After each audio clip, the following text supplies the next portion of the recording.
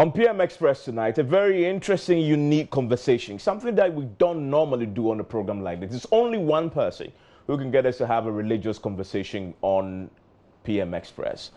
Interfaith tolerance. This man, following in the Chief Imam's footsteps. It is something that most people have described as historic. He's gotten the whole country talking. What did he do? So he was celebrating his birthday, historic visit to we know now, to the Christ the King Catholic Church on Easter Sunday of all days. There's so much significance even in the day. It makes you wonder, was this clearly chosen to send a signal? Was the Chief Imam aware of the significance of the day? But it's just what it signifies. So a country that has all faiths practicing and living and coexisting side by side. In the last few weeks, in the last month, we've had some small undercurrent of tension. The Chief Imam and a very prominent religious leader, after some prophecies were made up. Threats were made, but eventually they found a way to bury the hatchet and to show the world that Christians and Muslims can live together. This was a major step in anchoring that initiative that he began. And there's a lot that you can read into this. When the man is celebrating 100th birthday, how many of us have ever prayed to get to 100? He is 100. We've been celebrating him today, and he set a country talking.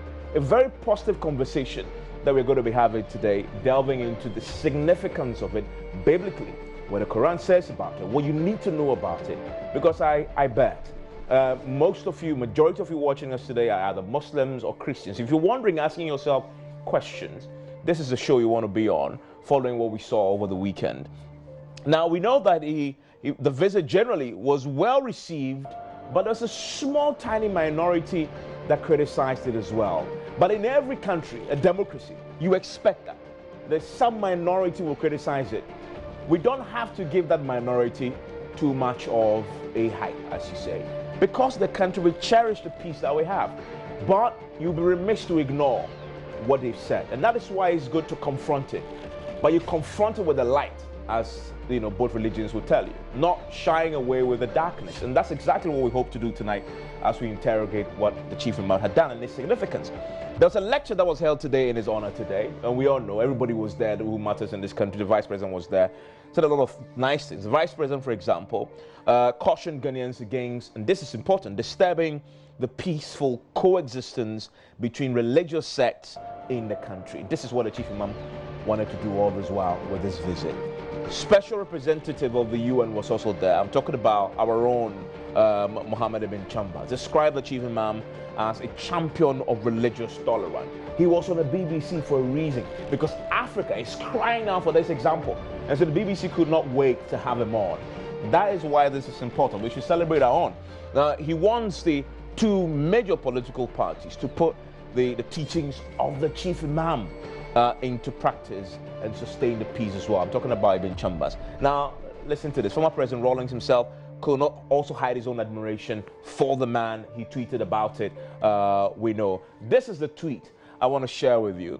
Former President George Rawlings, happy 100th birthday, Sheikh Nur Shaributu, National Chief Imam. And listen what he says. He says, congratulations to Sheikh Nur Shaributu. Sheikh, you are revered across the religious divide for your good leadership, wisdom, and strong sense of purpose. You remain a significant anchor, and this is important, for the stability we find in our society.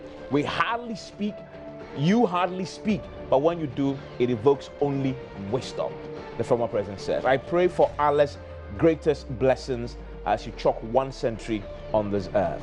May your life continue to impact positively on Ghanaians. Happy birthday, Jerry John Rawlings. Such a powerful message. Man who was president when he was Chief Imam, and now he's former president, but still adores him. Big question. So how do we follow his footsteps and entrench the culture of religious tolerance that he has really lit the flame of conversation around? That is the conversation we are having tonight. I have the individuals best qualified to address it from the scriptural angle, from the Quran's angle, from the scholarly angle as well. you don't want to miss this conversation for anything. Stay with us here on PMS.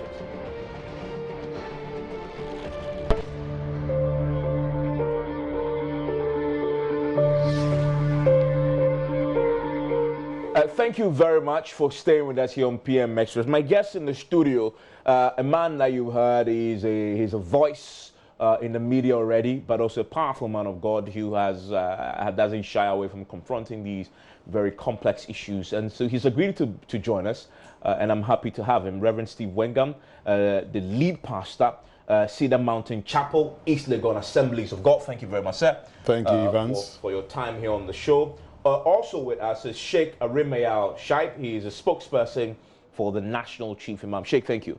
I must say that you've had a hectic last few days, have you not? Yes, I mean, definitely. Especially today was a climax. Yes. And I noticed that you were really in the thick of affairs. Yes. And so to make time to be here, I'm very elated to have you. Thank you.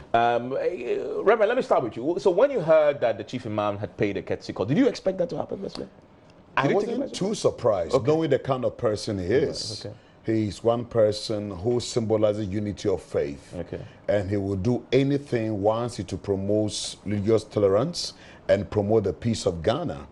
I had a close-up meeting with him when I was chairman of the Ghana Prison Service Council. And we launched Project Fiase to raise awareness about the state of Ghana prisons and to raise public support. I requested to pay a courtesy call on him, and I did with my council members. And that was when I came very close to him, and I really came to appreciate his sense of worth, his wisdom, and his passion, to see this country move forward. He pledged his support towards the project, and I would dare say I wasn't too surprised. Probably what surprised me was the occasion. Easter Sunday of all occasions. True. For me, that was what really. Why was that a surprise for you? Oh, well, for us Christians, Easter is the foundation of our Christian faith, and it's a point of departure. I mean, between Islam and Christians. Explain that, because I've heard people use that, and I didn't quite get it. But there's a significance there. What is it? Well, for us Christians, Christ died to reconcile us to God. Okay. So there is the element of reconciliation in there. But the point I'm making is that for both faiths, the death of Jesus Christ is one of the core things that, for lack of a better word, separates us. Okay. We believe in Jesus, of course. For example, we believe that Isaac is the promised son. Okay. You understand? Ishmael is the root of Islam.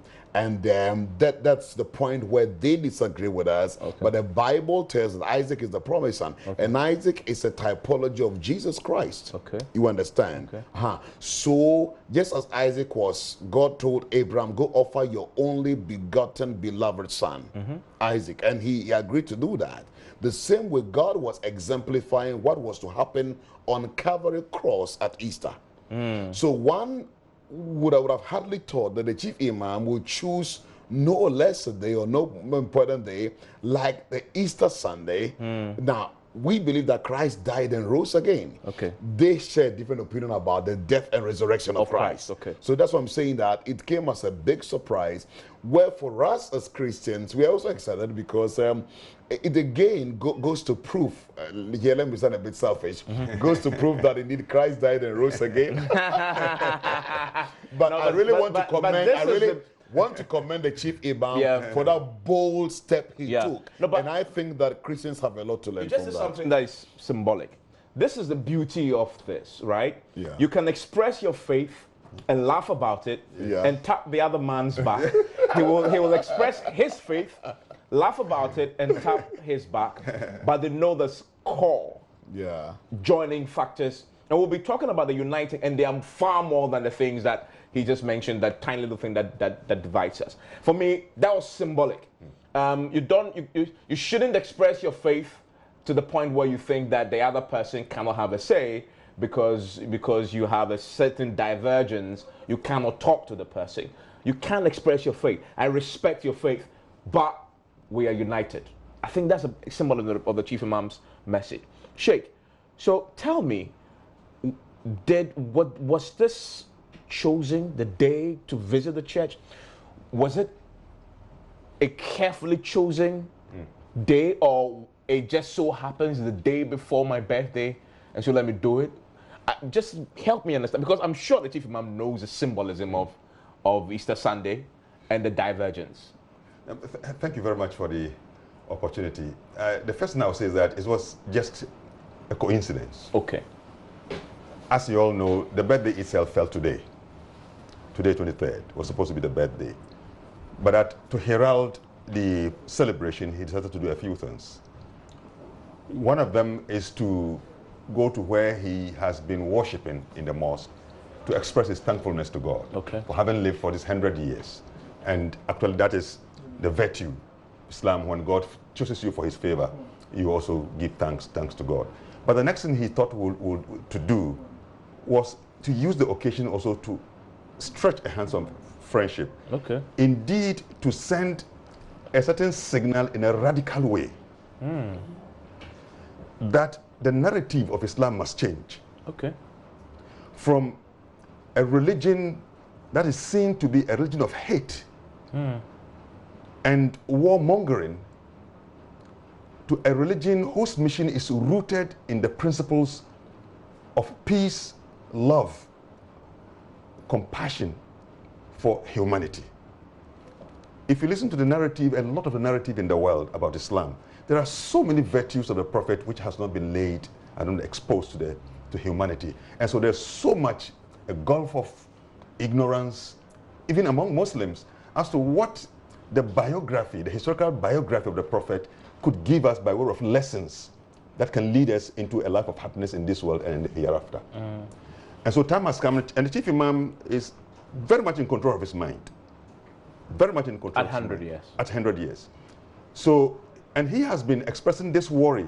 In fact, on occasions when he has been visited by Christians, occasions when he says... As Reverend is a witness. As Reverend. Yeah, because he's visited him before. In fact, the Metropolitan Archbishop Pamabakal, when he was here, they are just so close. He actually visited him when he was calls him my father. Yeah.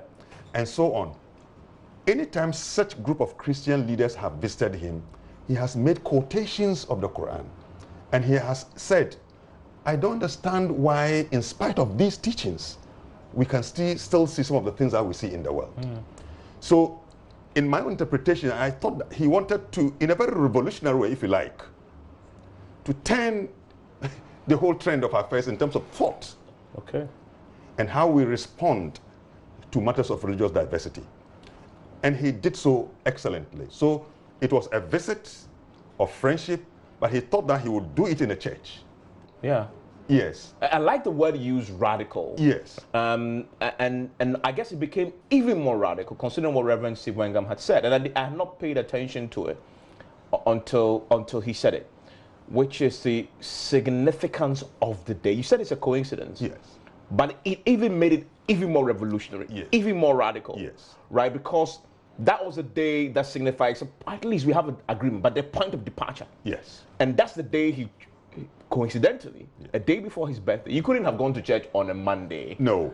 So I get your point about coincidence. Yes, he just thought on a Sunday. Yeah. On a Sunday. Yeah. And in fact, let me even lay it out. Originally, he was supposed to visit 2 churches. Okay. That's not the original plan. But it so happened that on that same Sunday, he needed to travel to Kumasi for a funeral. And so we spent a very short time with the Christ the King Church. The other church was Reverend Otabel's church. Ah, I wanted to go to ICGC. Because he shares close neighborhood. With him? With him. Yes. The National Mosque, that's not far away from... Right behind, Otabel's church is right behind the church. It's very alive with a sense of good neighborliness. Okay. Good neighborliness. And like somebody said, if you read what we call the Abrahamic traditions, there are certain very important strands that runs through. And if you take biblically in the Quranic, it talks about love thy neighbor as thyself, attributed to Christ. And the Prophet said, if you believe in Allah and the last day, do not harm your neighbor. Okay. And in this neighborhood, there's no discrimination between whether it's a Christian or a non-Christian, a Muslim. It's that your neighbor. And so if you geographically, in where you live, And he says that count 40 houses north, 40 houses south, 40 houses west, 40 houses east. Anyone who lives within this radius is your neighbor. You have a duty to guarantee the safety of that person. Whether the person believes, shares your faith or not, doesn't matter. It doesn't matter. Okay. You see it? So that good neighborliness was also going to give him a fullest expression. But unfortunately, because incidentally he needed to travel, so he just made only one stop. And then quickly, some less than 20 minutes. Explain to me from the Islamic point of view, that point of divergence that Reverend elaborated. What is the Islamic account of that? Islamic account is that, yes, taking the day into consideration, the Easter Sunday. The Islamic account is that Christ was not killed. Okay. But an attempt was made to kill him and to crucify him. Okay. But that he enjoyed the honor and the special protection of God. That's a man of God of his nature will never be reduced to this kind of ignominy. Okay. Islam gives certain honor to the personhood of every prophet. Okay. And that he enjoys that protection so that his honor will never be reduced. Okay. And so God covered him with his protection. And in our belief, it was made to appear to the authorities, the Roman authorities of the time, that he was the one that they have arrested for the crucifixion, and God raised him up. Okay. So the point we have is that he didn't even die. Okay. He was neither killed nor crucified, as the Quran explicitly puts it. Okay. In Quran chapter 4. It said that neither was he killed nor was he crucified, but that it was made to appear to them as if he was the one. Okay. And then, but God raised him up unto himself. Okay. That, I think, Reverend excellently explains the point of departure. But it is not a departure also that sets us apart. Nope. At all. In matters of virtues and understanding why God made us Christians and why God has made us Muslims. What is the purpose of God for us? How do we bring that purpose to human experience? That is where we join together. Service to man, compassion, giving, supporting life, fighting anything that is a threat to human life in the sense of God's own grace given to man to experience his goodness on earth here and to experience that same goodness if he lives well in the hereafter. Okay. That is where we join together. That's why today myself and Reverend, in fact, we can meet in the prisons. Yeah. Because those who are there, they need our help. It doesn't matter. It doesn't matter. Once they get transformed, it's a fundamental virtue of helping your neighbor that unites you. Exactly. Okay. So we can now transform, those who have found themselves there. Yeah. If they need some help, he's also, Muslims, can you bring us some food? We want to go and then visit, show compassion. We meet over there. That even makes this even more powerful, does it all? That it's actually a powerful message that in the moment of diversity, we can unite. Yes. That in the moment where we are supposed to be divergent, that's actually when we need to unite. That's what the Bible teaches us. When you actually feel apart, the Bible teaches you to that's the moment you rather need to call for unity. And it's almost as if yes, it's a coincidence, but when you said it and he said it, it just struck me that that's a very powerful message to send to both Christians and Muslims. When you feel like throwing a punch, that's when you need to hold back. Yeah. I think it would be fair to allow me to... Sure. Sure. Yeah. Please go ahead. No. Well, they're entitled to that faith and belief, but we completely disagree with him. Yeah. I have been to Israel. The empty grave of Jesus is there to prove it. There is too many evidences to show that Christ was killed. When you read 1 Corinthians 15, when he rose, he appeared to 500 people, Cephas, the disciples, and even the transformed lives of millions of Christians around the world give credence to the fact that indeed he died for our sins. And again, what makes Christianity significant is the fact that, yes, it's It's unthinkable that God would allow his noble son to go through that. But that's what makes him God. That because of our sins, his love is so superior, so powerful, that he became man and died for us. And again, back to, the issue on the table. For me, I don't think it's a coincidence. I think that the unseen and divine hand of God was just orchestrating things, just to speak to Ghanaians, to let them understand that the peace of this country is paramount. Okay. Look, I dare tell you that this difference in doctrine is so fundamental. This doctrine so fundamental. The one that you highlighted that you should explain. Yes, perfect. Yes. But then, when you read a scripture, for example, like Romans 12 verse 18, Paul says, as much as it lies within your power, live at peace with all men, including Muslims, including those who persecute you. Look, Christianity has suffered so much persecution around the world. Christians have been maimed, killed, and we are commanded to restrain ourselves. But Paul is telling us that in the face of every provocation, it's our duty to live at peace with all. Again, in 1 Corinthians 9:20 says that Paul says that to the Jews, I became like a Jew. So wherever Paul went, to be able to win them, he came down to their level. So we say that when you go to Rome, do what the Romans do. True. And that's why I commend the Chief Imam. You understand? If Christians, the radical Christians, if you don't remove those barriers and think that you can win them by antagonizing them, by distancing yourself, you will not succeed. Again, there's also a scripture in 2 Kings 5 verse 17 to 19. When Naaman in the Bible, having been cured of leprosy, he was an unbeliever in terms of the Jewish faith. Now he tells the man of God, Elisha, and said, listen, when I go back, I am the commander of the army. I will have to follow my king, the leader, to a shrine. My newfound faith forbids me. Now hear what Elisha told him. He said, listen, because you are under authority, if you follow him to the temple of that God and bow and all that, God understands that your duty is what compels you to do it. That's to say that your heart is in it. So I want people to understand that God is very much understanding, and we must know that we live in a secular world where God also expects us to promote peaceful coexistence. Colossians 3 verse 17 says that whatever is done to the glory of God is acceptable. And therefore, what Chief Imam did, if a Christian is to reciprocate and to promote peace, thanks to the Catholic Church, we've had many instances where the Pope had done a similar thing. You understand? It is highly commendable. Again, permit me to quote Job 1, 6 to 12.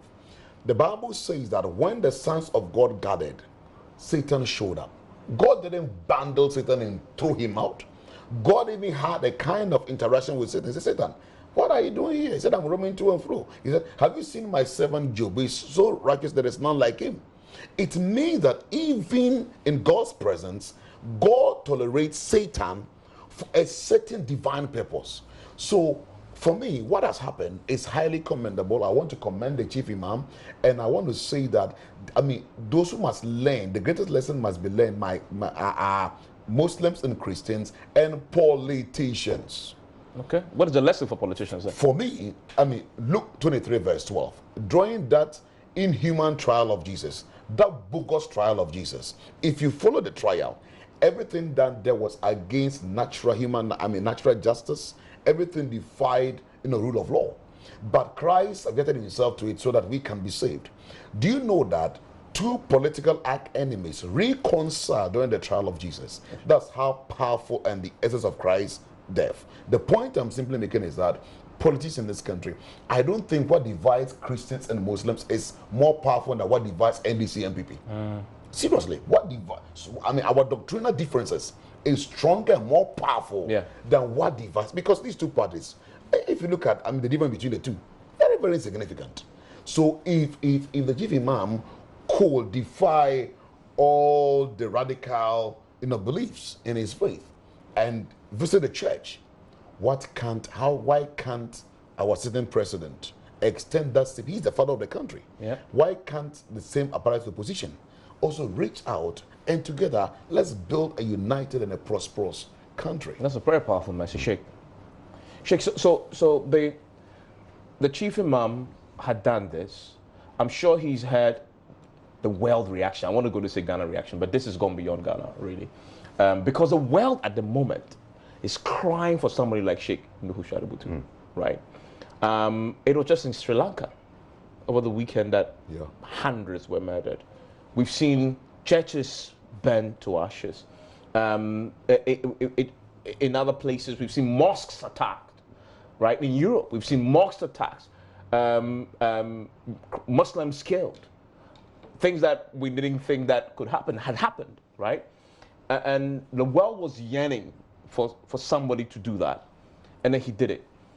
Has he dawned on him yet the significance of what he's done on his 100th birthday? Especially if you listen to Reverend Sibingham, it's about the fundamental differences that I'm very sure he's aware of, because he's a very smart man for 100 years. You don't get to 100 years and not understand these things. I'm sure he appreciated it, but felt I needed to do this. And no wonder the world is grateful for what he's done. Has he appreciated the magnitude of what he's done, not only for Ghana, but the world, the way he's held up our torch to the rest of the world? Yes, he's appreciated that, because we've been giving him the information about the responses we've had across the world. From Italy, from Holland, from the US, particularly largely from those that I consider as more enlightened Muslims, and then largely from the Christian community. We've told him information, especially when the BBC recorded it and played out, and how the responses that we were getting. We told him, and he's strong in his belief about what he's done, and he's gone further to be quoting the Holy Quran to establish the basis for the action that he took. Tell me that. What is that? Because there's a few people, Muslims, who disagree with his decision. Yes. I guess appreciating the fundamental differences that Reverend Mangam and yourself had mentioned, who say he shouldn't have done that. That's sacrilege. What is the Quranic, I guess, justification for it? Both historical and scriptural. The Quranic basis which the Chief Imam has been using all the time is Quran chapter 60, verse 8-9. Okay. He said, Allah does not prevent you, respect to those who do not chase you out of your homes, nor do not fight you for your faith, that you treat them kindly and justly, for Allah loves those who are just. Okay. That's a powerful line. It's a clear appreciation. It sounds like something that Jesus would say. Yeah. It's right? a clear, perfect, Those are the peacemakers. Yes. You see, it's clearly to show, one, there is an appreciation of diversity in Islam. Yes. Because if the reference is to those who do not worship your kind of faith, that even though they do not believe in your faith, treat them kindly. It's an appreciation and recognition of the right of those who do not belong to your faith in the first place. But that we go further. You see, sometimes the word tolerance in itself is a limitation. Okay. You see, tolerance means I appreciate you. Be in your corner. Let me. I'll just tolerate you. Yeah. Okay. You see, pluralism, or a pluralistic mindset, or a state of mind, is the one that crosses the line and gets to the level of interaction. Now, the interaction that ensures cross-cultural engagement, and that is where the issue of dialogue sets in. In fact, to go further to the dialogue is the highest point of this kind of interfaith relationship we are talking about. But if you stay at the level of tolerance, still there's a gap. You stay in your corner, I stay in my corner. But this statement pushes us further in interaction and in treatment. So it says, deal with them kindly, but kindly is voluntary. But it says, going further, justly. If they have any right, you have no right to mistreat a Christian on the grounds that he belongs to a faith not yours. This is so clear in Islam. Now, in history, the 9th year of the Prophet's migration to Medina, you know, we have the 13 years of Meccan period of the Prophet's life. Yeah. And we have the 10 years of Medinan life. In the 9th year of the Medinan life, the Prophet received those we call the Christians of Najran. Najran is a place in Yemen, not far away from Saudi Arabia. Received for a certain kind of interaction, in fact, bordering on the very subject that we are talking about in which we disagree. Okay. In fact, it was a matter of debate, and they had come to debate the Prophet himself. You seriously? And that meeting was in This is a historical fact. in his historic mosque in Medina. Oh, the Christians came The to Christian, Muhammad's and they were main- received in the mosque. to debate him To debate him, all scholars who know who on are the brothers. fundamental difference. On the Reverend Engel fundamental touched on. difference. And in the process, they expressed the desire to say their prayer. In the mosque. In the mosque, they made an attempt to walk out, surprisingly, and to the chagrin and disapproval of the other companions of the Prophet. Okay. He ordered them to say the prayer in the mosque. In fact, he pitched a tent for them in the mosque for them to say their prayer. If this happens in It happened 2019, in history. no, but I'm just wondering if this happened in 2019. Goodness, there's going to be chaos. I mean, if assuming the Chief Imam had said, pitch a prayer camp in the mosque, the central mosque. Oh goodness, there's going to be chaos. And that's why. But the Prophet did it. The Prophet did it, and that's why, based on that, I have a new concept of a mosque. Okay. And if I had to give a new design of a mosque, I will insist that there must be a gallery in the mosque. That gallery must be for non-Muslims who desire at one time to want to enter into the mosque and find out what we do. Yeah. So we give them a place in the gallery up there, well cleaned, with chairs there. They can sit down and watch us. I'm an imam, I deliver sermons. So they can watch me as I deliver my sermon, my Thank message. God, as for us, we have seats. They can sit anywhere and mingle with us. Yeah. But, no, you know, if you choose, in our maybe our arrangement may not suit you, but if it will suit you, Yes. if our arrangement will suit you, True, true. you know, in our I case, think I get the point you're making. you don't use the pews. Yes, you sit I'm on just the saying that mat. to emphasize the fact that, listen, we promote and our faith accommodates. In the house of Everybody, yeah. God, we don't discriminate. At all. In fact, there's evidence to that. Yeah. The Chief Imam has been responding to invitations. Yeah, yeah. The last time he was invited to the Catholic Cathedral. And I don't shy away from letting the Chief Imam come out to express this kind of religious, if you like, acceptance, Yeah. going beyond the tolerance. Yeah. And you know what the Catholics did?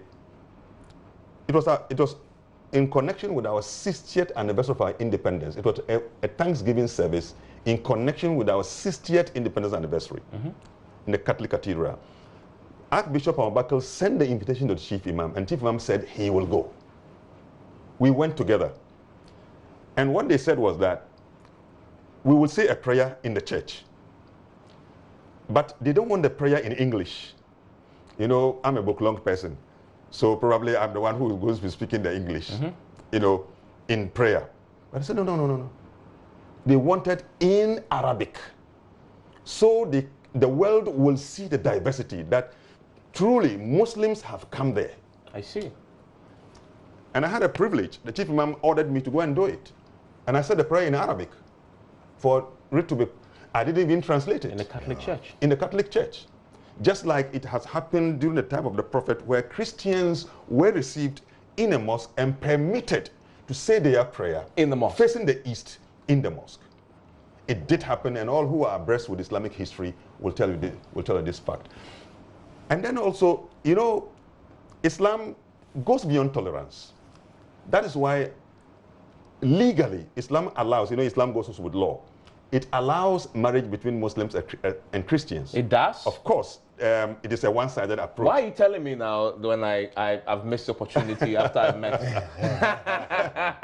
I met, you know. Maybe the only request, but, you know, but it's a one-sided, it's something. That's why. I wish you told me this 10 years ago, Sheikh. You know, so of course, I mean, cross-cultural differences are there, and so I'm cautious actually. But when it comes to such discussions, Yeah. I try to say it, to lay it bare, Okay. that it's permitted.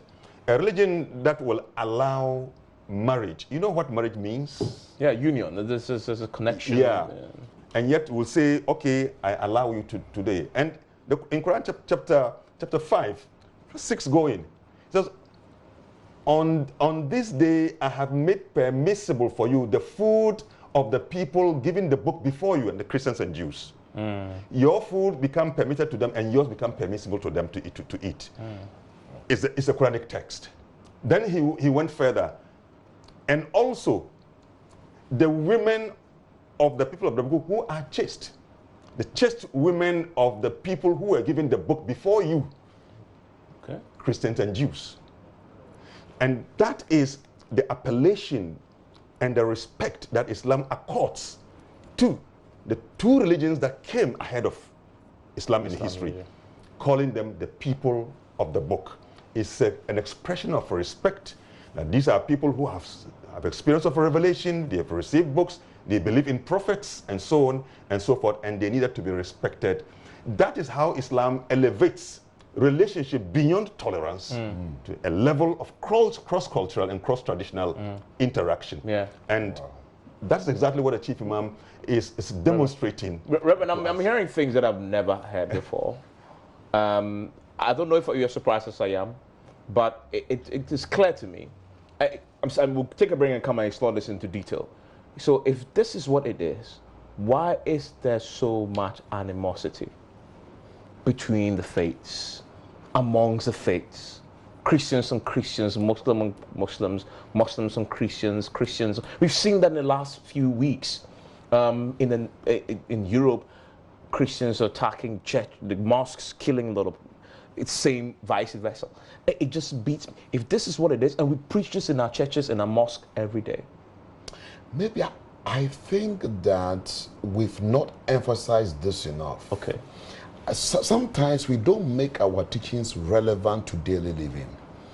Even Jesus, you realize that why did he like using parables? Parables are earthly stories used to make spiritual revelations very relevant to our time. In Matthew 13 verse 30, Christ gave a parable.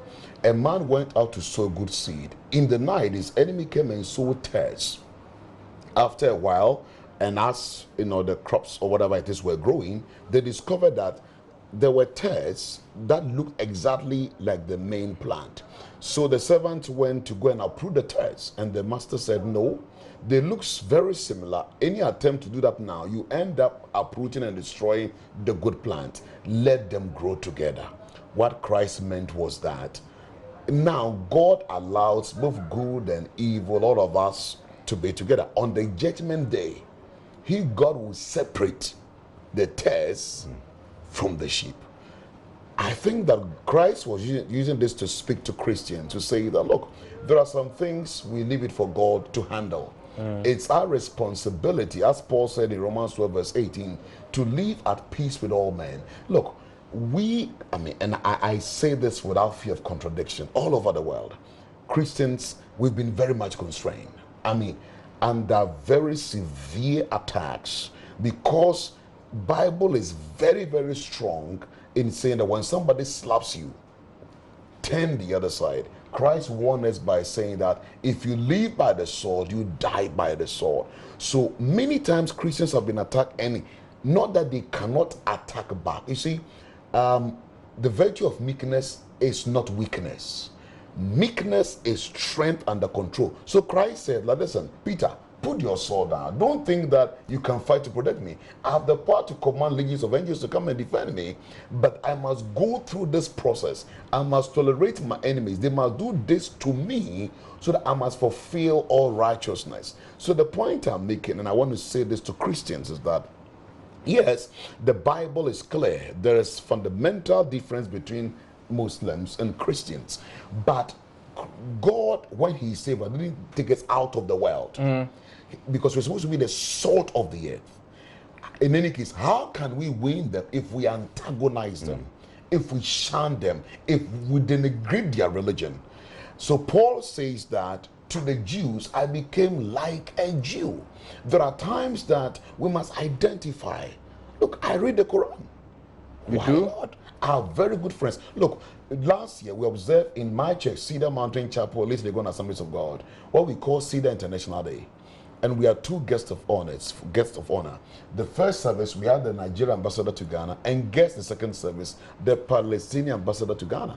who came to my Minister church is a nice man. and confessed that that was his first time of stepping into a chapel. Now, he also invited us to his office when the, I think, Chief Justice of the Palestinian state came to Ghana. I went. And I put it on Facebook. Are Muslims. Yeah. Yeah. Of course, Yeah, it's a you know, the Muslim country, but there's this slight variation. of Jews and of Jews and Christians in that particular country. But I did it, and I was conscious of the consequences. Some people on Facebook lambasted me. Some people probably thought I backslided, but I don't care. Listen to me carefully. Christianity is about love. It preaches tolerance, unity, love, and we cannot win the world if we hate the world. Jesus said, overcome hate with love. You understand? So let us disabuse our minds of, let them stay there, we stay here. There must be a point where we agree to disagree, and where we disagree, we must not resort to arms, not to attack each other or to kill each other. That's why I'm saying that what has happened is very commendable. You understand? And I want to appeal to Sheikh Armiel. And I want to use this platform, and I want to appeal to our Muslim brothers. Normally, especially when a Muslim converts to Christianity, I mean, you know, sometimes the persecution can be very huge. The same way, I know, some Christians also take it to the extreme, but sometimes they question. So I want to use this platform to appeal to both sides. That look, it is God who converts people. You understand? And therefore, if a family member, for good reason, after you've played your part, preach to the person, try to convince the person. Look, let me tell you, one of my members, a very key member along my pastoral ministry, decided to go and marry a Muslim. It is clearly against the Christian faith. My wife and I sat her down for hours, spoke to her, made her understand the implication, you know, and all that. And she insisted. I couldn't stop her. After that, we communicate. We relate to her. She calls me. You understand? So she's now a Muslim now? Yes, she's not a Muslim. She worships. But she's still a Protestant Christian. She's still a Protestant Christian. Yeah. Yeah, we cannot go into the details. But I get it. You understand? So what I'm simply saying is that conversion is in the heart. And if you use force, people will pretend. Sure. No, it's our children. If you use force, don't you're a lady, I want a lady man to visit you. Okay. Virgin Mary will become pregnant in your house. Interesting. There was only once in history that a virgin became pregnant. But you have a daughter you think is a virgin, the day she gets pregnant, you'll be shocked because you use force. So it was not in her heart. She was only pretending to please you. So if you understand this dynamics, I bet you Ghana and the world should be the most exciting place to be for Christians and Muslims. Reverend, thank you very much. When we take a short break, when we return, what does this mean? We are going into a 2020 election where, as many people have said, it's probably going to be one of the most keenly contested. There are fears of vigilantism, militias, tearing us apart, and people are worried that if we don't do something about it, this political division, the political violence is going to tear us apart. What lessons can we take from the Chief Imam's experience going into this election period that we are facing, and what can the Chief Imam teach us in that? When we return from the break, we're going to explore that. Stay with us.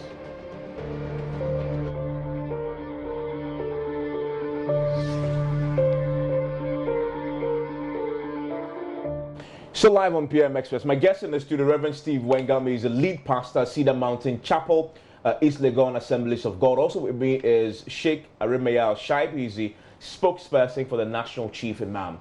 We've been talking about the significance of what the Chief Imam did over the weekend when he paid a visit to a church, in fact, worshipped in the church on Resurrection Sunday of all days. And we've already learnt about the things that divide the two faiths as far as that day is concerned. Now, so how do we translate what we've just been talking about, what the nation has been celebrating? It's taking social media by storm, the world by storm.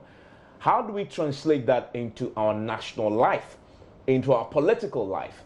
Because we are in a period where there's a big conversation about political violence. It's so terrible. There's a bill before Parliament that may be passed into law soon just to deal with that problem. The two parties led by the Peace Council is trying to fix the problem. But we know people have died in the last few months because of political differences. So can we translate this to fix that problem, knowing that we are just months away from a heated political season? Sheikh, that is, I guess, a bigger conversation now. So he's done it with the religious tolerance and interaction. He started, we having this conversation. Since Sunday, the whole country is talking about this. Can we translate this into our political life? Because I guess that's where the most animosity is. And how do we do that? Yes, it's possible if we want to draw a comparison between what is happening between Muslims and Christians. And in respect of what the Chief Imam did, we have tried to find and to get to where our common values are. If you see a Muslim and a Christian agreeing to meet, particularly in matters of dialogue, we seek to determine what are our common space, what are the virtues that we all uphold, that we can based on to be of service to humanity. That's exactly. So if you take matters of corruption, for example, what does Islam say about corruption? What does Christianity say about corruption?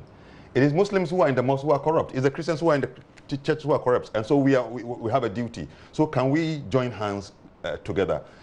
Determining the determination of those common point of meeting that's what galvanizes our common energy to act. Take the politicians. What is the common ground? If you take NDC and NPP, both of them, what do they want to do? And that's where I personally have been having my problems with politicians and the way they behave. If you take one party A, ask, what do you want for this nation? Oh, you want the good for this nation. Party B, you also want the good. So it means that we all have a meeting point at what is the best in the interest of the nation. So therefore, there's no point. And what is all politics about? Except if there is any new understanding that I don't know. But politics is to seek the opportunity through election so you can take political authority to be of service to your country. Anything apart from this makes politics irrelevant and not of any use to humanity. If politics is for self-seeking, in fact today, Most Reverend Palmer Buckle used an expression which I also heard again from a Christian. And I so profound, and I loved it so much, and I kept it here. So when he also repeated it, I was, wow, I wanted to really make comment on this thing. What did he say? And that is Reverend Osibanjo of Nigeria, the Vice President. Okay. You see, he speaks of virtues, and he draws a line between two kinds of sacrifices. He spoke of the sacrifice of self and the sacrifice for self. Okay. And this was excellently repeated today by Most Reverend Palmer Buckle when he was given the virtue, what we should also do to help our country. And it was the sacrifice of self. Okay. How many of our politicians are ready to do this? That's interesting. The sacrifice of self. It's different from sacrifice for self. Sacrifice for self is when you seek opportunity, take which is what our politicians are known for. Mostly. It's a sacrifice for self. It's sacrifice for self. Whatever they are going to, the vicissitudes, the difficulties they are going through, the struggles, the energies they are exerting, mostly is for themselves. But if they truly are doing it for the whole nation, they will be mindful.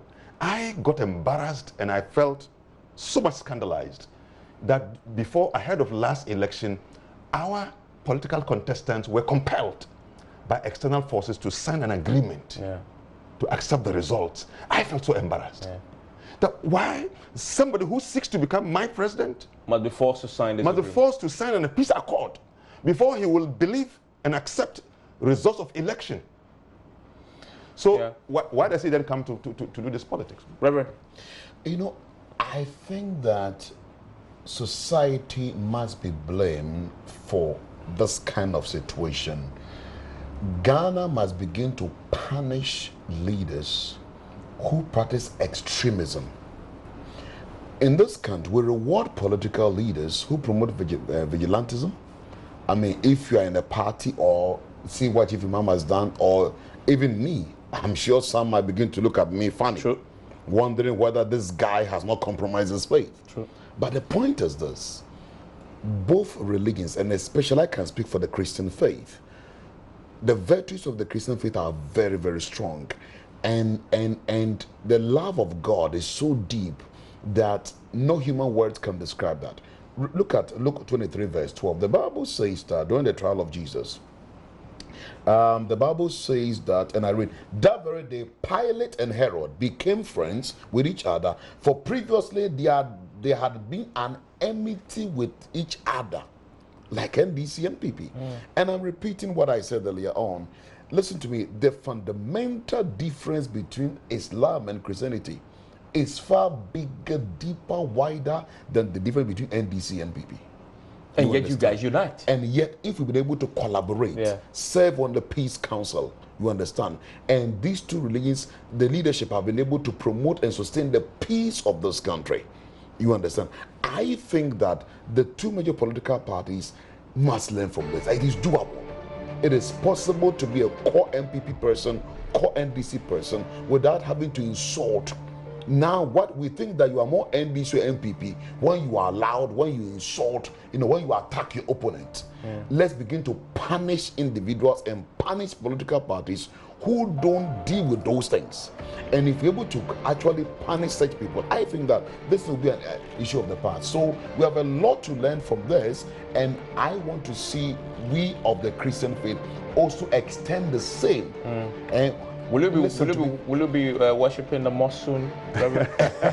If it is very necessary, you understand. It becomes very necessary. Invite him now. Oh yes, I mean, I'll give him a nice on chair Friday to sit and watch everything. I also invite him to my chair. Introduce him. So, this is my very good friend. He's today come to visit us in the mosque, and we want him to say salam to him. Yes. And then you see how excited they will be. You allow me to preach over there. Thank you, gentlemen. Thank you, Reverend. Thank you, Sheikh. For joining me. My name is Evan Spencer. I hope you've learned something for it. I have certainly learned a lot about the two faiths, and I guess the most important message is what Reverend and Sheikh just finished with, which is we need to translate this into our political life. Enjoy the rest of the evening.